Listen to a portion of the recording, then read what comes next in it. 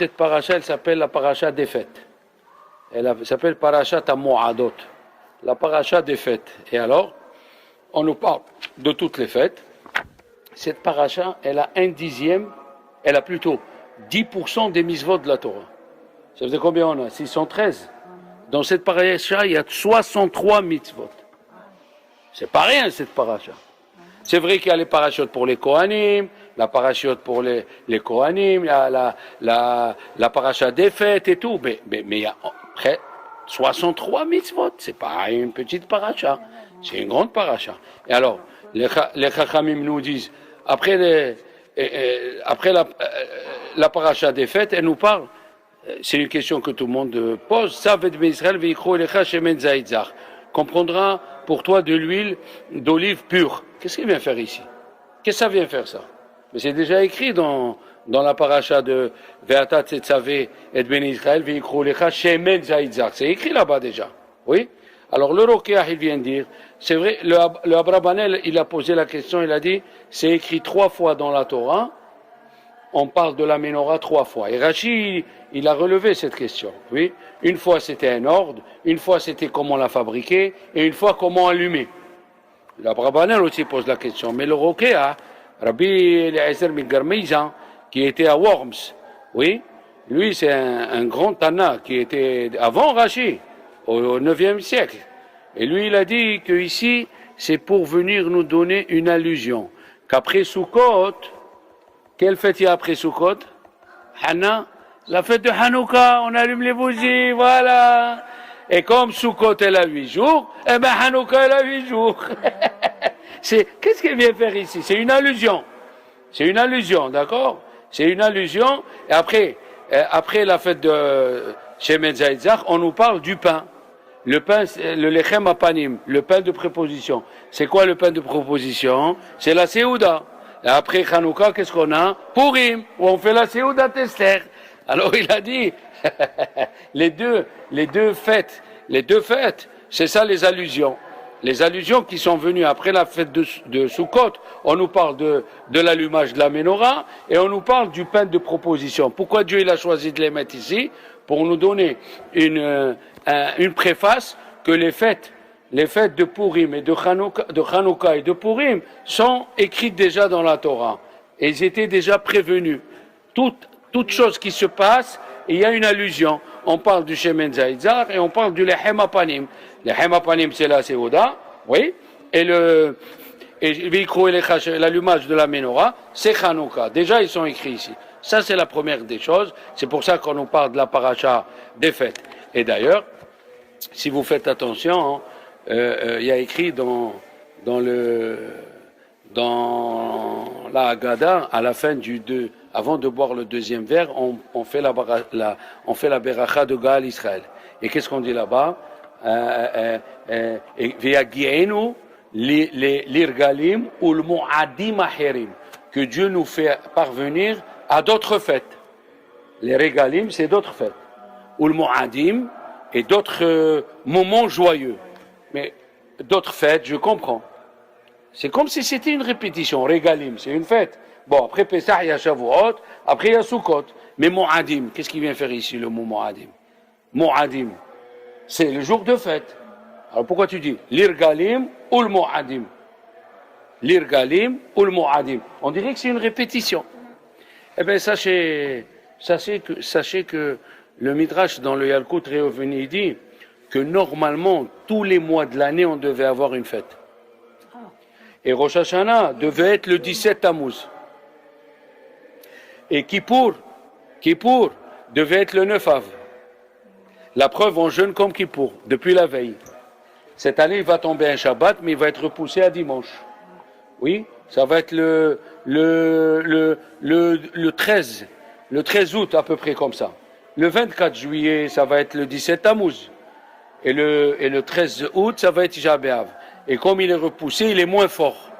Ça veut dire qu'il va tomber Shabbat. À Séouda, chez les chiites, on mange et on prend le jeûne jusqu'au lendemain au soir. Et cette année, il va sortir de bonne heure, il sort à 9h20. Au lieu de sortir l'année dernière, il est sorti à 10h moins 5. Eh oui, oui, c'est plus léger. Mais non, mais c'est pour vous dire que normalement, on aurait dû avoir la fête le 17 Tammuz, on aurait dû avoir une fête le 9 Av, et la preuve, la veille de Kippour, hein, la veille de Kippour, on mange, et là le 9 Av, on jeûne. Il y a une petite corrélation, un petit parallélisme qui va entre les deux. D'accord? Ça c'est un. Et deux, nous avons le dit Tevet. Le dit Tevet, il vient après Hanouka. Le mois de Hanouka, au milieu de Hanouka, il y a la fête de Tevet. Il y a le mois de Tevet. Alors, il dit le prophète que quand il va venir le Mashiach, comme on a fait d'abord le veau d'or, qu'est-ce qu'il a fait? Dieu, il a poussé toutes ces fêtes, il les a poussées au mois de Tishri. Le premier Tishri devait être Hanouka, et le 10 Tishri devait être Sukkot, le 1 Tishri. Et le 10 Tishri devait être Simchat Torah. Tu as vu tout ce décalage-là? Comme on a fait le veau d'or, ces 2 mois, ils ne sont pas encore très bien jusqu'à qu'il vienne le Mashiach. Alors il nous dit dans la beracha de la... Le veau d'or, il est situé quand? Le 17 Tammuz. Et la destruction des 2 temples le 9 Av.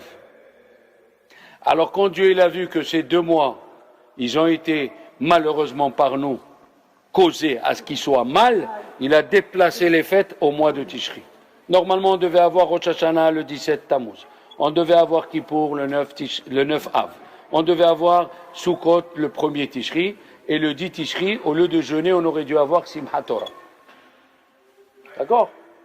Alors maintenant, ils disent les Chachamim que quand il va venir le Mashiach, quand il va venir le Mashiach, Madame Cohen, c'est tous ces jeunes, ils vont se transformer en fait. Alors c'est pour ça que c'est écrit dans la Beracha.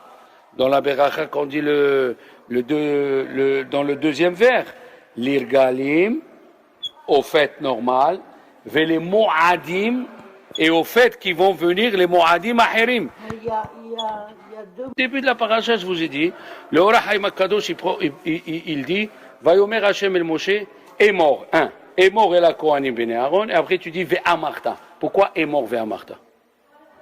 Comme ça, il pose la question, le Or HaChaim HaKadosh, Rabbi Haïm Ben Attar, qui était de la ville de mon père, de Salé, pour une fois qu'on a un grand rabbin, et il est monté à Jérusalem, il s'est installé, il était là-bas en 1700. En 1700 à Jérusalem, il était un grand tzaddik d'ailleurs, quand la ville elle a été prise par les Jordaniens.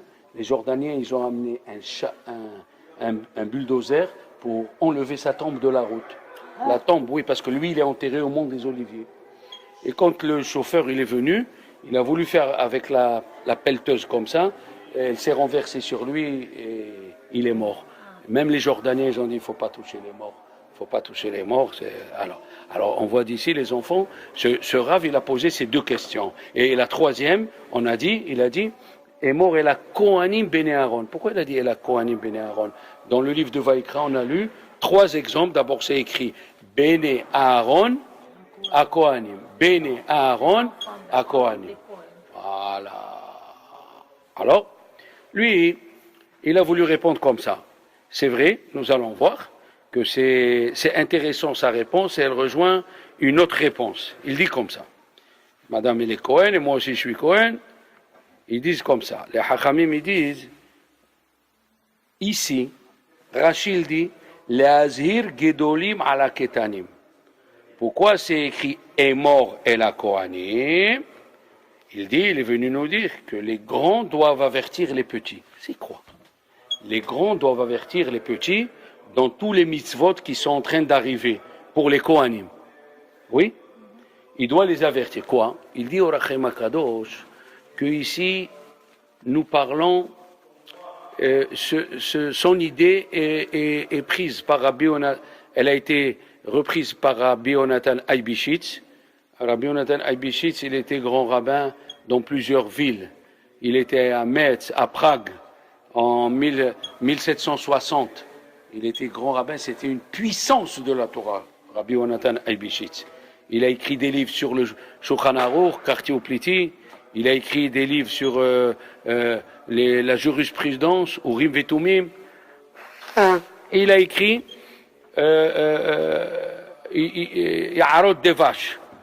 les ruches de miel. Ça veut dire chaque discours à lui, il relie des dizaines de midrashim, du Zohar, de la Gemara, tout entier. C'est extraordinaire. Il n'y a pas en français parce que pour traduire, madame, pour traduire ce livre, il faut être très très versé comme lui dans tout ça. Si tu n'es pas versé, tu peux pas. On va pas te raconter l'histoire avant de te donner le commentaire. Lui, il passe directement au commentaire. Et lui, il a dit ceci. Il a posé une question et qui rejoint l'idée de plusieurs rabbanim. Le Shlach Kadosh, il dit pareil. Le Saba Mislabotka, il dit pareil. L'idée est reprise par plusieurs rabbins. Que quoi? Tu sais, quand tu es à la maison, par exemple, tu as à la maison un enfant. C'est plus facile de l'éduquer parmi les goïms. Pourquoi? Parce que quand un goï profane Shabbat, tu dis ça, c'est pas pour toi. Tu sais, voilà, nous, on n'est pas pareil. Nous, on est des juifs. On n'est pas pareil. On est éduqués d'une autre façon. On fait partie d'une autre trempe. Explique-le comme tu veux, mais c'est comme ça. Tout le monde a disparu. Tu peux argumenter. Les Romains ont disparu, les Grecs ont disparu, tout le monde a disparu. Et nous, on est là encore avec nos synagogues, nos rabbins, notre pâtisserie, notre cimetière, tout. On est à part. Il n'y a rien à faire. Et alors, par rapport aux non-juifs, il y a la barrière. Tu dis, écoute, ça c'est eux, ça c'est nous. Eux, c'est des gens bons, et nous, c'est des gens bien. C'est pas pareil. C'est pas pareil. On n'est pas pareil, c'est vrai. Ils sont créés à l'image de Dieu, on leur en veut pas. Mais nous, on a une autre fonction. Et puisqu'on a une autre fonction, on n'est pas pareil. Mais si jamais on est, donc, par exemple, à Bnei Brak, on est tous juifs. On est tous religieux. Et alors là, comment tu vas faire avec ton fils pour l'élever? Comment tu vas faire? Il est dans la même école, il a le même rave. Et quand le grand rabbin de la rue, il est mort à 98 ans, il faut aller l'accompagner au cimetière, tu viens et tu dis à ton fils, toi tu peux pas. Comment tu fais? Tu dis, papa, quelle différence j'ai? Mais on étudie pareil, on est ensemble. Toi tu es Cohen. Toi tu es pas pareil. Et puisque tu es pas pareil, alors il faut que tu ne vas pas avec eux. Comment faire pour élever un enfant Cohen parmi les juifs religieux, alors que lui il est déjà religieux? Alors elle vient à la Torah, elle te dit, est mort El HaKohanim, fais-le monter de degré.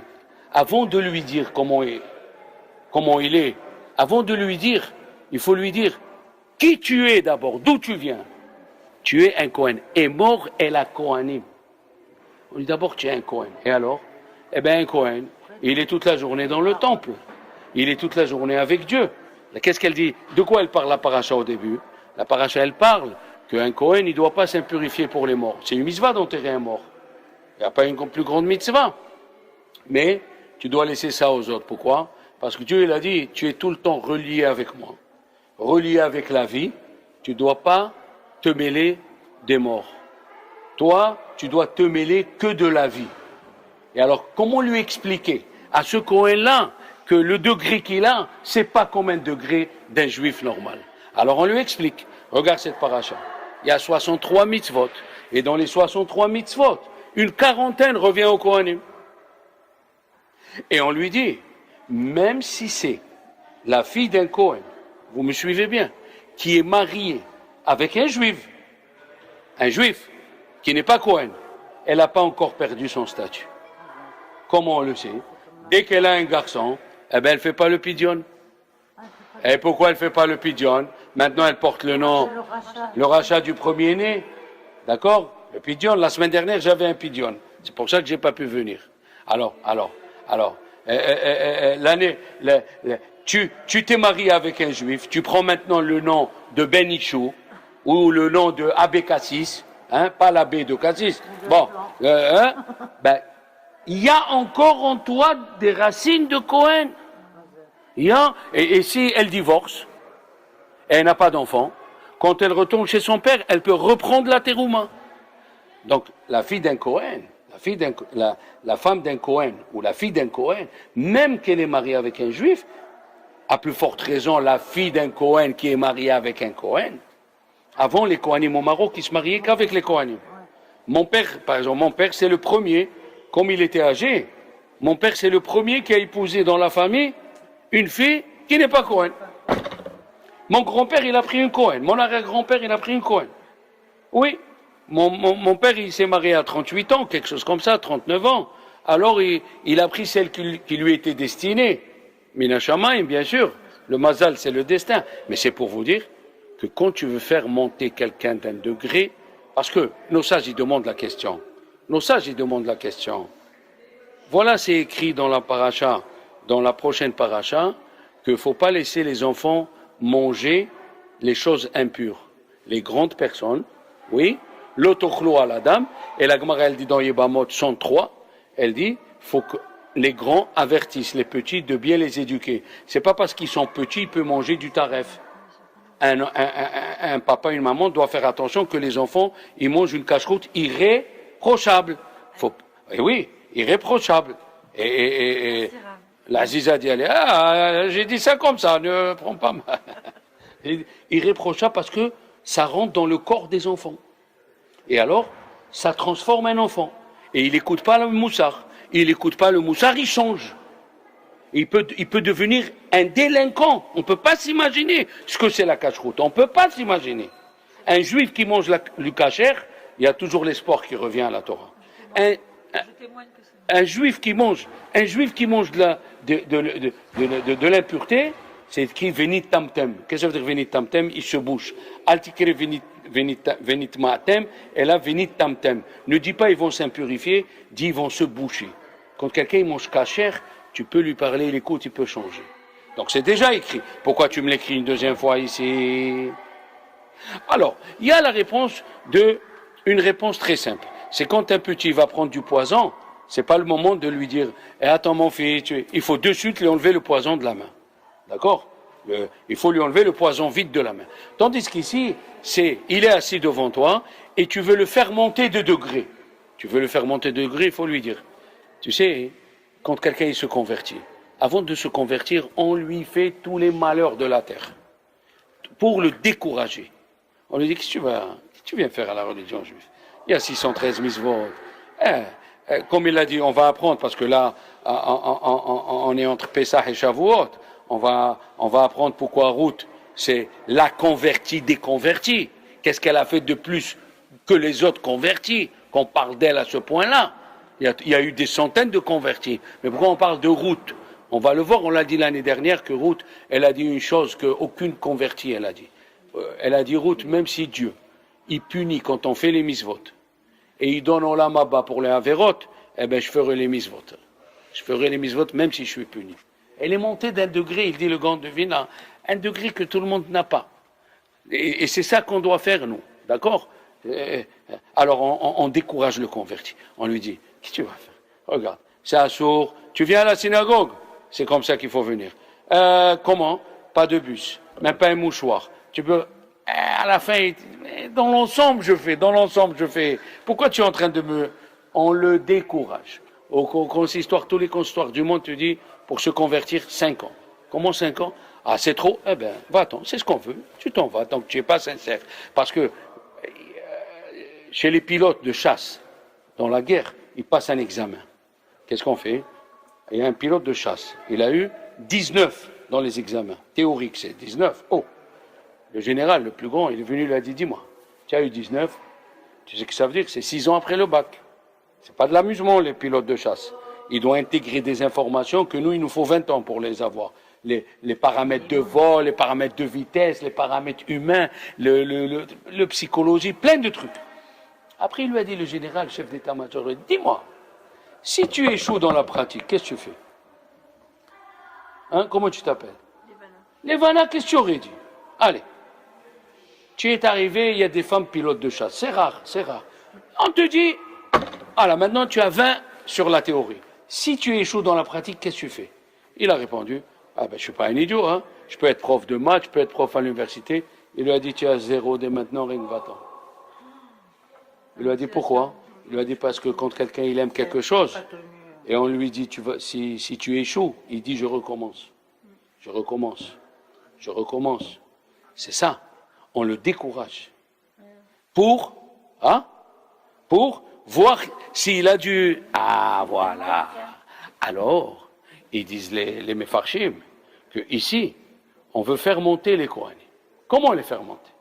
On a peur qu'ils se découragent. Tu t'imagines? On voit un bon élève.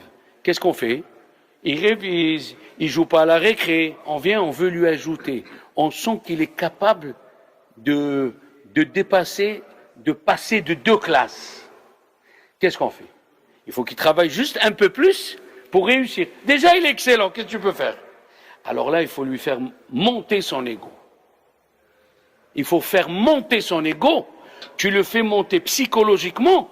Un homme, quand tu fais monter son ego, une personne, quand tu fais monter son ego, elle est obligée de se dépasser. C'est ça ce que la Torah est venue nous dire. Est mort, tu veux qu'il monte les Kohanim. Est mort et la Kohanim. Dis-leur, vous savez qui vous êtes. Vous savez qui vous êtes. Moi, je donne toujours l'exemple. La famille, un exemple, mais pour nous, on est mieux que la famille princière d'Angleterre. J'ai dit, tu as vu, toi, un prince qui est dans un bar en train de boire un café? Il me dit non. Il dit, ben, voilà, tu vois. Il est juste prince en Angleterre, il compte pour rien. Ils ont leur assemblée nationale, ils votent, ils font ce qu'ils veulent sans lui. Mais quand même, le fait qu'il est prince, il ne vient pas de n'importe où. D'accord? Il ne vient pas de n'importe qui. La Torah nous dit, qui sifte Kohen ishmeru da'at. Les Kohanim, ils ont un but, c'est de diffuser la Torah. Vetora ivakshu mipiu, et on doit leur demander la Torah par leur bouche, qui malach Hashem tsevakot, parce qu'il ressemble, parce que c'est un ange. Est-ce qu'un Kohen c'est un ange? Il a dit Rabbi Yochanan. S'il ressemble à un ange, si le Rav ressemble à un ange, il faut étudier la Torah chez lui. S'il ne ressemble pas à un ange, quoi? Tu as vu toi un Rav dans une boîte de nuit? Non. Tu as vu un Rav dans une parade? Non.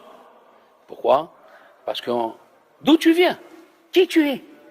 Qui tu es et d'où tu viens, c'est pareil.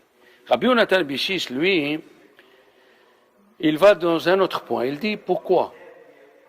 Quand on veut enlever un vœu, tu as un vœu, tu as fait un vœu. Tu veux enlever le vœu, tu vas chez le rabbin de la synagogue. Il prend 2 personnes, il fait un beddin et il te cherche une excuse. Pourquoi tu as fait le vœu? Si tu savais que tu allais faire de la peine à ta mère, si tu savais que tu allais faire de la peine à ton Rav, est-ce que tu aurais fait ce vœu? On te cherche une porte de regret. Si tu dis oui, alors les trois messieurs avec le Rav, ils disent Kulam mutarim lachem, kulam sheroim lachem, tes vœux sont annulés, tes vœux sont enlevés. Parce que celui qui transgresse un vœu, c'est très très très grave, c'est pas le moment de parler. Quand elle arrivera à la paracha des vœux, on verra. Les vœux, c'est très grave. Et alors, tu as fait un vœu, la paracha, on va chez qui? Chez un Rav. Et pourtant, si un homme, il soupçonne sa femme, comment? La Torah, elle a dit des règles. Elle a dit, il a vu une femme, elle parle toujours avec le même monsieur, ils prennent le café ensemble. Le mari, il ne sait pas si sa femme, elle est bien ou nette ou pas. Qu'est-ce qu'il fait? Il avertit devant 2 témoins. Il lui dit, je ne veux pas que tu parles à ce monsieur. 2 témoins. Et la deuxième fois, elle s'est isolée, elle est rentrée dans une chambre, ils ont fermé la porte sur eux. Parce que si quelqu'un vient à la maison, un homme, et tu ne fermes pas la porte, parce que le mari peut venir et sortir, il n'y a pas de péché. Mais si tu rentres dans une chambre, et il n'y a personne à la maison, et tu fermes la porte, voilà, juste en parlant, déjà la tête, elle commence à marcher. Alors monsieur, on t'amène au Kohen. Le Kohen, il prend de l'eau du Beth Amikdash, il avait une table où il y avait écrit la paracha de Sota, il y avait le nom de Dieu, on efface le nom de Dieu avec l'eau, on lui donne à boire, après on verra, ce cérémoniel a une explication, et on lui donne à boire. Si elle a trompé son mari, son ventre il éclate. Si elle n'a pas trompé son mari, d'abord avant de lui donner de l'eau, on lui dit, tu as trompé ton mari, on n'a pas de témoin, tu peux divorcer, tu restes vivante. Elle dit oui, elle divorce, au revoir. Mais si elle dit non, moi j'ai pas trompé mon mari, et elle a trompé, quand elle boit l'eau, son ventre il éclate. Pourquoi il faut aller chez un Kohen? Comme le Neder, on va chez un rabbin, eh bien pour ça aussi on peut aller chez un Rav. Un Rav il prend un verre d'eau, il la bénit, il met le nom de Dieu, il lui donne à boire. Pourquoi il faut aller chez le Kohen pour ça? C'est la première question. Après il pose la question, il dit, ici c'est écrit, la fille d'un Kohen qui a commencé qui a commencé à se prostituer. Son père, elle profane son père, il faut lui donner une mort plus sévère qu'une fille normale. Alors il pose la question, et si c'est la fille d'un juif? Ou Bat Ish Cohen? Et si c'est, pourquoi la fille d'un juif qui se prostitue, c'est bien? Pourquoi tu me dis ou Bat Ish Cohen? Tu me dis quitter Hel, les Hachamim me disent, qu'est-ce que ça veut dire quitter Hel? Ça vient du mot Hol. C'est un Cohen. Sa fille, elle est arrivée à ce système, on ne lui fait plus kavod à la synagogue. On ne le fait plus monter en premier. Alors, c'est quoi ça que ça veut dire la Torah? Il dit, Rabbi Yonatan Abishis, la Torah veut nous dire qu'un Kohen qui t'éhel, un Kohen nous dit, enfin, la Gemara, à la fin de la Gemara de Souka, il y a une histoire invraisemblable d'une femme, elle s'appelait Myriam Bat Bilga. Et Bilga, il y a qui disent c'est sa mère, il y a qui disent c'est le groupe des Kohanim qui servait dans le temple. Et elle était mariée avec un Romain ou un Grec. Et elle est venue, elle a commencé à taper sur l'autel, elle a dit le mot Lukus, Lukus. C'est quoi Lukus? C'est en grec Luxus, Luxus. Qu'est-ce que tu fais? Tu demandes toujours de la viande pour enlever l'argent aux pauvres. Voilà ce qu'elle a dit cette femme. Et quand les Kohanim ont écouté ça, ils ont dit au père, tu ne sers plus au Beth Amikdash. Tu ne peux plus servir. Ça veut dire quoi? Ça veut dire, ils disent, Chachamim, le Sipornu. Le Sipornu, il dit ici, que si elle était mariée avec un juif, il n'y aurait pas eu ce problème. Tout le problème, il est venu parce qu'elle est mariée avec un goy. Et un goy, il prend les choses de la religion juive d'une autre façon. Il ne peut pas comprendre comme nous. Torah tzivalanu velolaim. Dieu nous a donné la Torah, il nous a donné une neshama pour comprendre la Torah. Eux, ils n'ont pas. Ils peuvent rester des années, ils ne arrivent pas à nous comprendre. Il faut avoir la neshama juive pour comprendre la Torah. Ce n'est pas possible. Un converti, il était au Mont Sinaï, dit Chachamim. Seulement, comme tout son pays a dit non au moment de Matan Torah, alors lui, il a dit non. Mais dans son propre intérieur, il voulait se convertir. Selon l'intensité de l'envie de se convertir, avec le temps, cette intensité sort et il se convertit. Mais il était au Mont Sinaï. Il était au Mont Sinaï. D'accord? Comme ça, ils disent Chachamim. Alors il dit, on lui dit à la fille d'une Kohen, tu sais d'où tu viens? Il dit Rabbi Yonatan Abishis, tu sais d'où tu viens? Le Kohen en lui-même, il a en lui d'être jaloux quand quelqu'un il touche à la sainteté du peuple juif. Comme Pinhas, il n'a pas supporté qu'il y a eu des juifs, même qu'ils ont fait les Shem Shamaim, il dit à Rizal, ils ont pensé à faire les Shem Shamaim, de ramener des goyotes à la Torah, mais de dormir avec eux avant de les convertir. Pinchas, il n'a pas supporté, il est parti, il a vengé la vengeance de Dieu. Alors donc les Kohanim, ils ont en eux cette jalousie, la même jalousie que Dieu. Parce que dans toute la Torah, dans tous les Midrashim, c'est écrit que Dieu, il est jaloux. El-Kana, c'est un Dieu jaloux. Si tu te prosternes à un autre Dieu, ou tu te maries avec une non-juive, Dieu, il est jaloux, il ne supporte pas. Il ne supporte pas. Alors, on lui dit comme ça, monsieur, mademoiselle la Kohenette, tu as fait ça, tu sais d'où tu viens? Tu viens des Kohanim. Et les Kohanim, d'où ils viennent? Ils viennent de Lévi, le premier Lévi, qui est, quand il a vu qu'un goy a touché sa sœur Dina, il est parti avec Shimon, ils ont massacré la ville entière, parce qu'en lui, il y a ça. En lui, il y a ce vice d'être jaloux de la kidoucha du peuple juif. Et celui qui touche, alors c'est pour ça que c'est pas comme le Neder. C'est pour ça que c'est pas comme le Neder. Rabbi Moshe Feinstein, il dit, dans l'éducation, il y a deux façons de voir, négatif et positif. Écoutez bien, mes amis. Il a dit, dans son immeuble, Rabbi Moshe Feinstein, il avait deux familles. Les deux chômeraient Shabbat. Une famille, les enfants sont sortis des fleurs, il a dit. Et une famille, il a dit pas comme les autres, il n'a pas voulu parler du mal. Il est parti vérifier. Vous savez ce qu'il a trouvé? Tu vas tomber par terre. Il a dit, il a fait l'enquête chez les enfants. Et les enfants, Ils lui ont dit comme ça. Écoute les Levana. C'est une leçon pour nous. Les deux, ils étaient commerçants. Un, il est venu, il venait Shabbat, il disait aux enfants, Baruch Hashem. Vous savez ce qui m'est arrivé aujourd'hui, vendredi? Ça a fait le 4e travail qu'on me renvoie parce que je suis chômeur Shabbat. Merci mon Dieu. Merci que je peux lui prouver mon amour envers lui. Merci. Le Shabbat, c'est le cœur de la religion juive. C'est le cœur, la Emouna. Il a fait grandir ses enfants comme ça. Il a fait grandir la Torah en eux. Il y a une autre famille où le type, il fermait Shabbat parce qu'il avait un magasin. Il n'était pas ouvrier. Et il venait et il disait à ses enfants, voilà, dommage. Aujourd'hui, j'aurais pu faire 20 000 euros. Dommage. Dommage. Tu as compris comment elle est la situation, comment tu vas éduquer tes enfants, les vanas? Ça dépend. Si tu leur dis, qu'est-ce qu'il y a? On est pauvres. Mais on est des princes. Il vaut mieux être un prince pauvre qu'un riche et un tocard. Et un type qui vient de je ne sais pas de quelle origine. On est des princes. Un prince pauvre, c'est toujours un prince. Oh, tu sais pas d'où on vient, nous? Nos parents, ils sont morts pour avoir dit le mot Shema Israël. On est mort pour Shema Israël. On est mort parce qu'on est juif. On est des princes. Un goy. Ils vont sa mère et son père pour 15 euros. Tu sais pas d'où ça vient? Tu sais pas? Il vaut mieux être prince et balayeur. Tu rigoles, tu sais d'où on est, nous. Et toi, d'où tu es?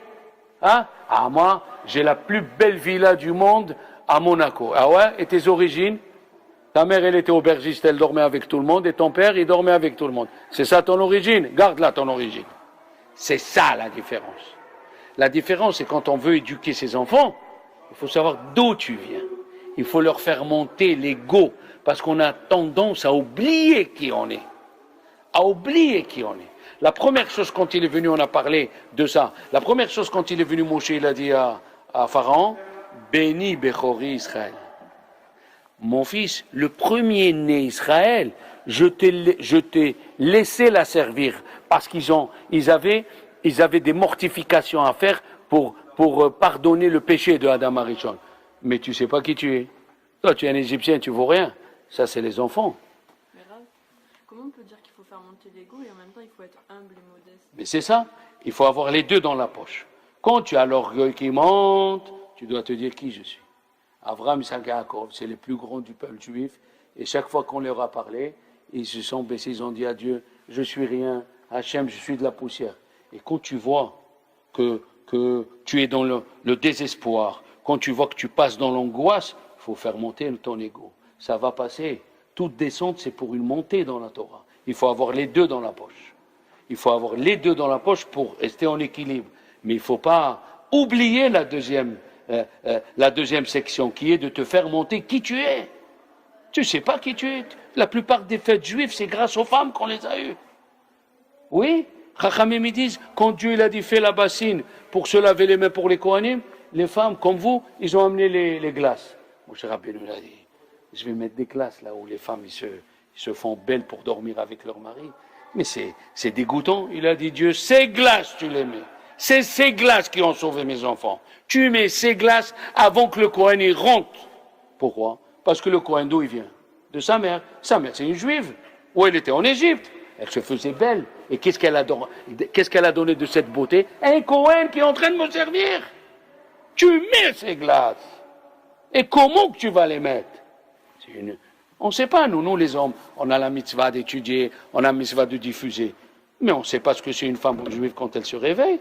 Qui c'est Sarah Imenu? Qui c'est Rivka Imenu? Les 4 verres qu'on boit le soir de Pessah, c'est un midrash dit, c'est grâce aux 4 matriarches. C'est plus grâce aux 3 matriarches, aux 3 patriarches. D'où tu viens? Qui tu es? Nous allons voir dans la paracha de Bechukotai, il y a là-bas des malédictions. Et il y a écrit là-bas, dans les malédictions, je vous punirai, et je me rappellerai de l'alliance d'Avraham, Isaac et Yaakov. Et comment? Si tu vas te rappeler d'Avraham, Isaac et Yaakov, tu ne dois pas nous punir. Tu dois avoir pitié de nous. Eh bien, pas du tout. Il y a eu 2 voleurs, Madame Cohen. Ils sont venus chez le juge. Un, il a eu 1 journée, et un, il a eu 3 mois. Celui de 3 mois, il a dit, mais qu'est-ce que j'ai volé la même somme. 10 euros, 10 euros. Il a dit, ton père, qui c'est ton père? Ton père, c'est le président de la République. Et tu voles 10 euros? Mais tu es malade. Lui, il est voleur. Son père est voleur, son grand-père est voleur, son arrière-grand-père est voleur. Il a vu que ça dans sa vie. Qu'est-ce qu'on peut faire? Mais toi, il a dit Dieu dans les malédictions. Je me rappellerai d'où tu viens, de Abraham, Isaac et Jacob. Et là, les punitions seront plus fortes. Tu sais qui tu es? Tu sais qui tu es? Quoi? Parce que tu n'as pas les mêmes habits que les autres? Mais ce n'est pas les habits qui font la personne. C'est son âme. C'est la richesse de son âme. C'est la grâce de ses yeux par où il sort son âme. C'est la beauté de sa neshama. C'est ça le peuple juif. Le peuple juif, c'est au moment de l'épreuve, il te montre des choses que les goïms ne feront pas. Les goïms ne pourront pas faire. Les sacrifices qu'on a fait durant des années, aucun pays ne peut se tarer de le faire. Aucun. Les Juifs, en Espagne, en 1492, ils s'habillaient avec les habits de Shabbat pour aller mourir. Ils allaient dans les bureaux de l'Inquisition, ils disaient, c'est le bureau de l'Inquisition ici? Ils disaient, oui, pourquoi? Vous voulez dénoncer des Juifs pour qu'on les tue? Il a dit, non, on est Juifs, on est venus mourir. Vous êtes venus quoi? On est venus mourir, voilà. Ma femme, mes enfants, ils se sont habillés en tenue de Shabbat, on veut mourir pour Dieu. Qui peut faire une chose? Ça, c'est de là où on vient. Alors le type qui veut se convertir, ou la femme qui veut se convertir, elle se demande pourquoi on lui fait des difficultés. Mais tu sais d'où on vient, non? Tu veux rentrer, être général. C'est ça ce que tu veux. Comme ça, il a dit Dieu, Vitem li kohanim, mamlechet kohanim vegoy kadosh. Tu veux rentrer, être général, sans passer par les examens. Ah ben, il faut que tu attendes. Tu peux pas faire ce que tu veux, on peut pas t'accepter comme tu veux. On peut pas. Et ça, c'est la paracha de la semaine. Il a dit que nous avons 2 Mishnayot. Et une Mishnah, vous savez, il y a une Mishnah, celui qui l'écoute, il est content. Et la deuxième Mishnah, celui qui l'écoute, il n'est pas content. C'est quoi? Dans toutes les études, quand on dit la Mishnah, Rabbi Hanania ben Akash Omer, tout le monde est content parce que c'est la fin de l'étude. Tout le monde va rentrer à la maison. Mais quand on dit la Mishnah, Akavia ben Maalalel Omer, Istakel bishlosha devarim, ve'al tavo li de'avera me'ayin bata, tout le monde a peur. Devant qui tu vas donner les jugements? Mais c'est pas vrai. Cette Mishnah, elle te relève. Mais Aïn Bata, tu sais d'où tu viens? Vous savez ce qu'il dit à Arizal, au nom du Zohar, que la neshama des Juifs, elle est plus haute que la neshama des anges. La neshama des Juifs, le dernier des Juifs, sa neshama, elle est plus haute que la neshama des anges. C'est pour ça quand il est monté recevoir la Torah, Moshe, il a eu peur des anges. Il lui a dit, Dieu, prends ma chaise. C'est quoi prends ma chaise? Sous-entendu, dis aux anges que toi tu es à côté de moi, mais eux ils sont au-dessous de toi. C'est ça la force. On n'est pas n'importe qui. Tous les matins on dit, Shelo Hasani Goy. Dieu nous a pas fait je remercie Dieu qui m'a pas fait un goy. C'est pas pour le dénigrer, pas du tout. C'est pour dire à Dieu, je suis content que tu m'as ajouté des mitzvot. Eux ils ont 7 mitzvot et moi j'ai 613. Tu aurais pu dire, je suis juif, malheureusement, qu'est-ce qu'il faut faire? Je ne peux pas rentrer ici, je ne peux pas manger ici. Pas du tout.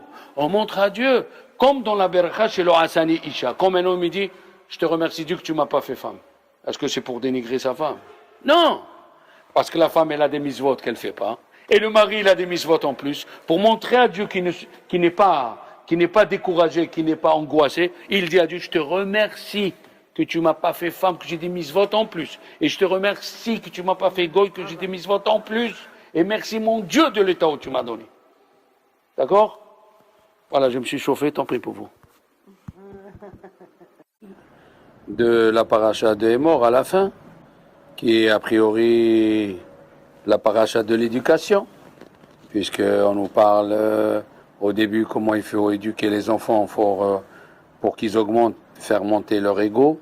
Et maintenant, nous passons à dernier morceau de la paracha où c'est écrit qu'il y avait une juive qui s'est mariée avec un Égyptien et qu'elle a donné un garçon et que ce garçon, il a maudit le nom de Dieu. On ne dit pas en hébreu maudit, on dit Birkat Hashem, il a béni pour pas dire le nom maudit, même en exemple.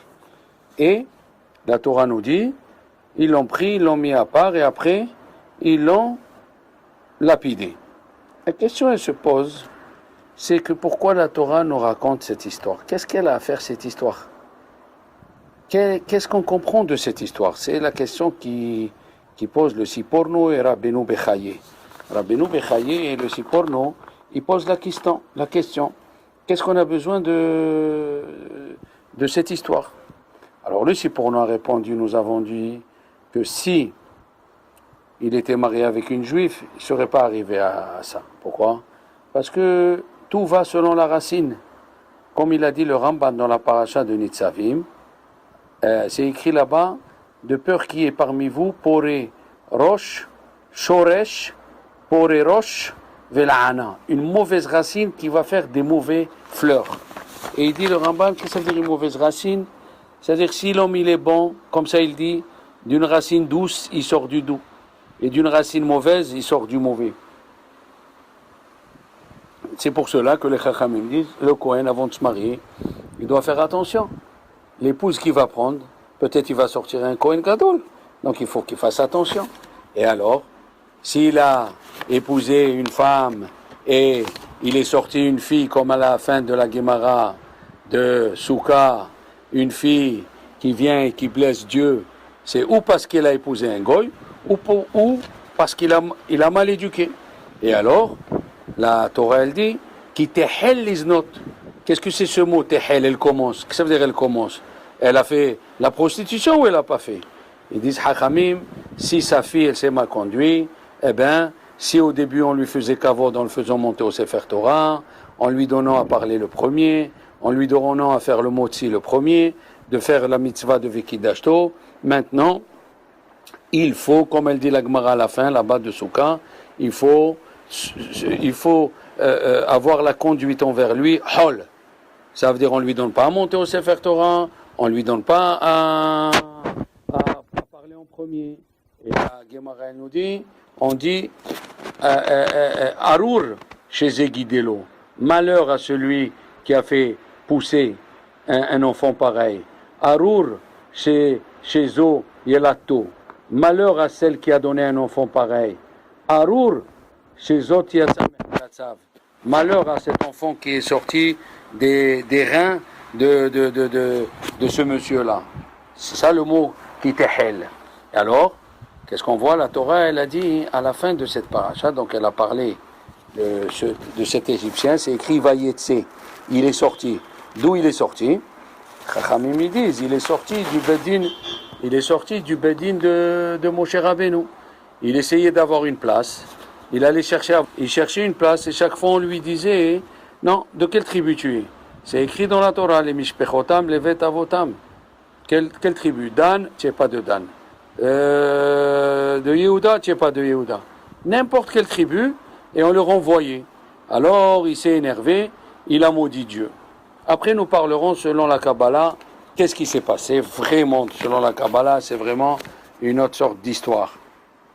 Ça, c'est dans la Gemara de Sanhedrin où c'est écrit, de la page 52, qu'il faut maudire cet enfant qui est sorti comme ça, du Kohen, ou la fille qui est sortie comme ça. Mais nous sommes à la fin de la paracha, où on se demande pourquoi c'est écrit.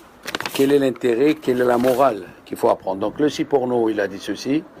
Et maintenant, le Rabbeinu Bechaye, il est parti un peu plus loin. Il a dit, il a pris le nom de Dieu, il a développé le nom de Dieu, il a dit que le nom de Dieu maudisse le nom de Dieu. Il a dit, on doit apprendre de là-bas comment il faut bénir Dieu. D'abord, il faut comprendre qui c'est Hachem avant de le bénir. D'accord? Mais la question se pose, pourquoi il a écrit 3 fois le mot israélite? Pourquoi il a écrit 3 fois le mot israélite? Ben israélite, ben israélite, ben israélite. Une fois, ça suffit. Les Chachamim, ils disent là-bas qu'il s'est converti. C'est vrai que sa mère était juive, mais avant, comme ça il dit le Réhem et le Maharal de Prague, parce qu'avant, on suivait le père. Donc s'il était né d'un père égyptien, c'était un Égyptien, et il s'est converti. Mais après Matan Torah, on dit que c'est la mère. Mais la question elle se pose, qu'est-ce qu'il a fait de plus pour que la Torah elle écrive Mamash elle écrive toute l'histoire à lui. Et là, il y a beaucoup dans la Gemara, beaucoup d'idées de pourquoi il a rouspété, qu'est-ce qui s'est passé. Alors, juste avant ce Maasé, c'est écrit que la Torah nous raconte comment était fait le pain de préposition, le lechem apanim. Et de là-bas, il dit, qu'est-ce que c'est ça? Il a fait le lechem, Dieu il mange du pain une fois par semaine. Donc il s'est moqué du lechem apanim. Et le lechem apanim, Arizal, il a écrit dans ses chansons, Man yegalelan ta'ama de nahama, des traînes, qui c'est qui va nous faire découvrir les secrets du lechem apanim. Le lechem apanim, il y a des secrets dedans qu'on ne peut pas comprendre, que même Arizal dit, qui c'est qui va nous faire découvrir ces secrets. Mais une chose est sûre, on ne savait pas que celui qui maudit, il est chayav mita. Ça c'est une chose. Mais on sait une chose, que quand quelqu'un il a fait quelque chose de mal, il doit demander pardon. Tu as maudit, et tu n'as pas demandé pardon. Maintenant le problème il est là, sa mère. Pourquoi la Torah nous écrit le nom de sa mère? Alors qu'on sait que la Torah elle fait pas honte, le bon Dieu il fait pas honte. Il n'a pas écrit le nom de celui qui a coupé du bois Shabbat, le Mekoshesh. C'était la même période, Rachid dit, il était la même période, et on ne les a pas mis les deux en même temps, dans la même prison. Comme ça il dit Rachid. Et Ravlev Chasman il dit, pour pas faire de la peine à un plus que l'autre, parce que un il savait qu'il était Chayav Mita, et l'autre non, donc de lui donner de la peine en plus, même à celui qui est condamné, la Torah elle ne veut pas lui donner de la peine en plus. Comment il faut faire attention au kavod, même d'un condamné? La Torah n'a pas écrit l'arbre qu'il a mangé Adam Arishon, qu'est-ce que c'était? C'était un poirier, c'était un oranger. Il n'a pas écrit pour pas faire honte aux sortes de fruits que cet arbre portait. Et là, la Torah nous écrit le nom de celui qui a fauté, comment elle s'appelle sa mère. Pourquoi? La Torah nous écrit comment elle s'appelle sa mère. Et Rashi nous dit, ça s'appelle, elle s'appelait Shelomit Bat Dibri. Qu'est-ce que c'est Dibri? Elle a dit, Rashi ou la Gemara, il rapporte qu'elle disait une fois, Shalom, Alechem, Salama, Shalma Alechon. Ça veut dire au début, elle a commencé à dire bonjour à une ou deux personnes. Après à l'immeuble, après au quartier, après à tout le monde. Et alors, ils disent les Baal et Moussar, vous croyez que les rabbins de la synagogue où elle était, les rabbins des gens qui étaient autour, vous croyez pas qu'ils l'ont averti 2-3 fois, c'est pas bien ce que tu fais, c'est pas bien. Une fille, elle doit être pudique, une femme juive, elle doit être pudique quand on lui adresse la parole, c'est là où elle doit répondre. C'est vrai qu'aujourd'hui, il dit le Ben Ishraï dans Masechet Sota, de dire bonjour, ça devient une impolitesse. Donc de dire bonjour à une femme juive, c'est pas tellement grave.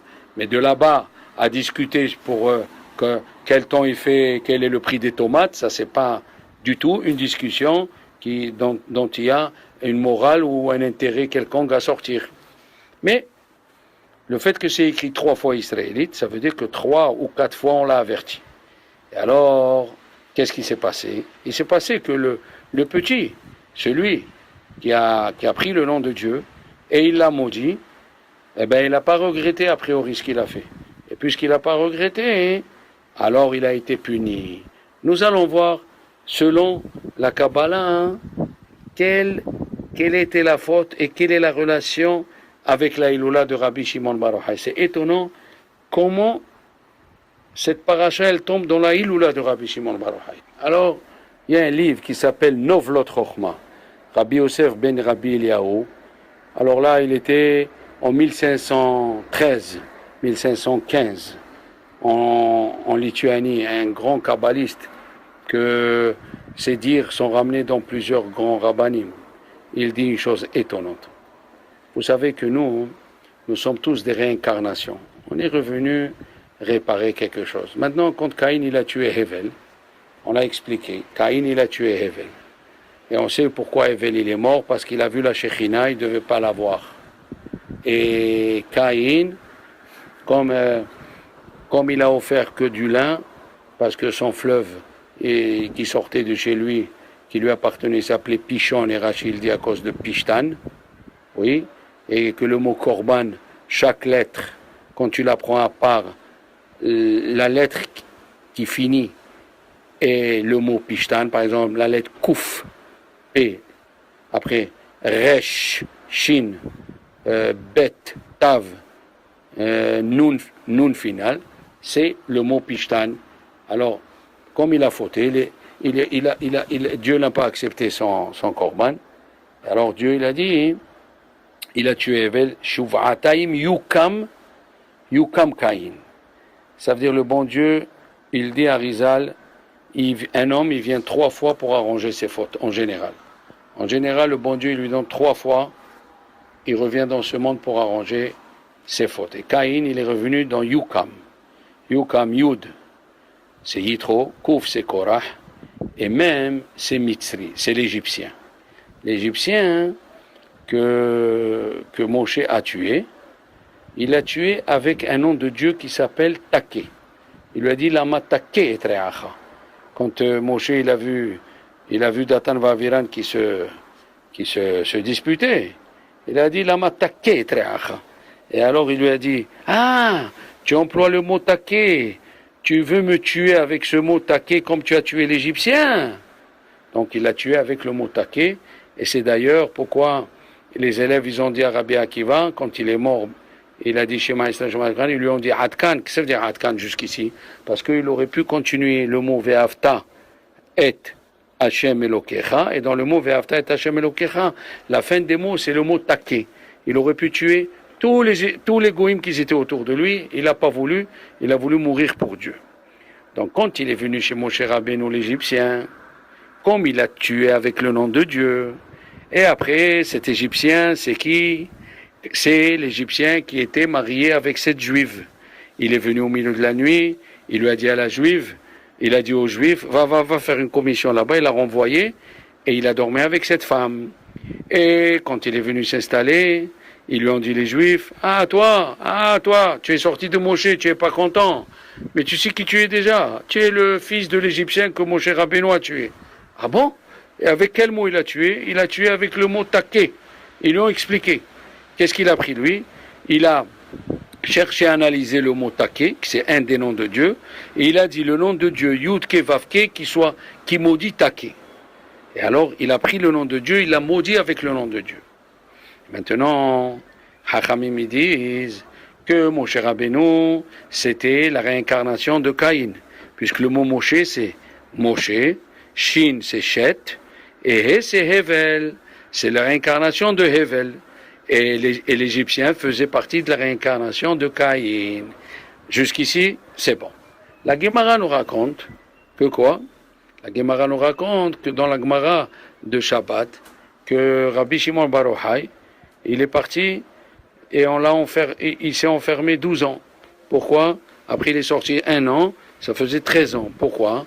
Les Chachamim ils disent, parce qu'il y avait dans les Chachamim qui étaient ensemble, il y avait un qui s'appelait Yehuda ben Gerim. Et ce Yehuda ben Gerim, qu'est-ce qu'il a fait? Il a parlé à sa femme ou quelqu'un d'autre et c'est venu à l'oreille des Romains.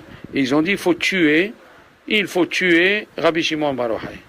Et après quand il est sorti, puisque la terre elle est recouvrée jusqu'à la gorge, on va voir pourquoi jusqu'à la gorge, et après quand il voulait prier, il sortait, il s'habillait.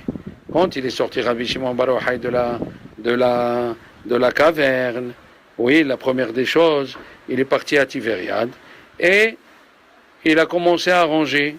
Qu'est-ce qui se passait pour les Kohanim? Ils lui ont dit les Kohanim, ils n'arrivent pas à marcher partout, et lui il était le Gilgoul un peu de Yaakov Avinu aussi. Alors il a fait comme Yaakov Avinu. Mais seulement, quand il a rencontré Yehuda ben Gerim, il a dit il est encore ici. Il l'a regardé, il l'a tué. Et Rabbi Notam dit, il ne faut pas dire Rabbi Yehuda ben Gerim, il faut dire Rabbi Yehuda ben Gerim.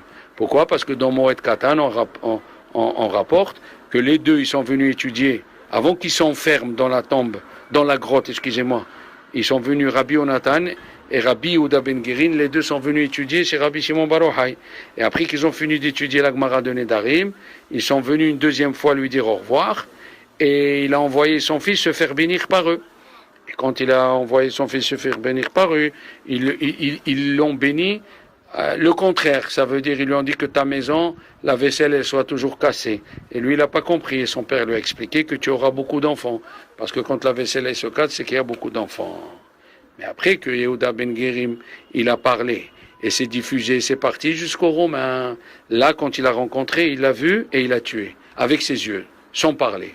Pourquoi? Parce que Chachamim, ils disent que Rabbi Shimon Bar Yochai, c'était le Gilgoul de Moshe Rabbeinu. Et comme il a prononcé le nom de Dieu, et les gens l'ont écouté, et à cause de lui, le fils de cet Égyptien, il a pris ce nom de Dieu, il a maudit, il est revenu une troisième fois, cet Égyptien-là, puisque ça fait partie du mot Yakum, Yud, c'est Yitro, Kouf, c'est Korah, même c'est Mitzri. Cet Égyptien, il est revenu en tant que Rabbi Yehuda Ben Gerim, et comme il n'a pas regretté, parce que le Rambam il dit, d'où on sait que si tu parles de la Lachon Hara et un autre a écouté, et il est parti raconter, et ça a fait du mal à celui que tu as parlé, tu es chayav. Le Maggid Mishneh il dit, on l'apprend d'ici, de Rabbi Yehuda Ben Gerim. Et comme Rabbi Yehuda Ben Gerim, il n'a pas montré qu'il a regretté, il n'a pas montré qu'il avait mal de ce qui s'est passé à Rabbi Shimon Bar Yochai, cette fois-ci, Rabbi Shimon Bar Yochai, qui était le tikkun de Moshe Rabbeinu, on le verra un jour en long et large comment ça se passait, il l'a vu sans prononcer le nom de Dieu, et il a fait le tikkun. Comme Chachamim disent que Rabbi Shimon Bar Yochai, et le Maharsha il dit, il avait le même degré que Moshe Rabbeinu.